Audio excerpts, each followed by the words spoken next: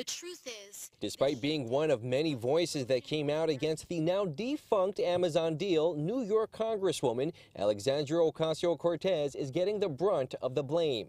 A new billboard that went up in Times Square along 42nd Street singles out the freshman congresswoman for costing New York 25,000 jobs and $4 billion in lost wages. The message, thanks for nothing, AOC.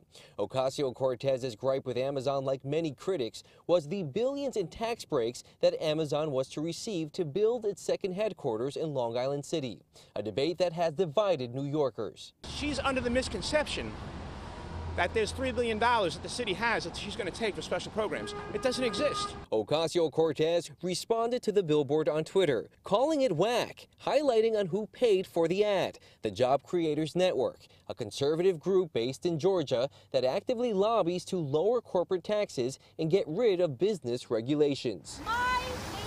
At a Thursday demonstration outside a future Amazon distribution center in Queens, elected officials also took note of the billboard's location. They put a billboard in the middle of the center of our tourist industry. I'm sure that they put it in front of the right audience. Ever since winning her congressional seat, Ocasio-Cortez has been in the crosshairs of many far-right conservative voices. The 29-year-old even listed in an apparent hit list by a Coast Guard officer arrested this week, described by prosecutors as a domestic terrorist. Disgraced comedian Roseanne Barr even putting in her 2 cents on AOC. Costing hundreds of people decent paying jobs because they breathe carbon in the air or some horse.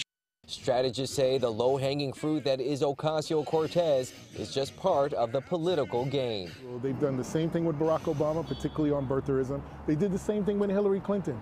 They paint them as sort of these folks who are antithetical to America and to the American experience. It's an old tactic. She'll be able to weather that storm. In Times Square, I'm Andrew Ramos, Pix 11 News.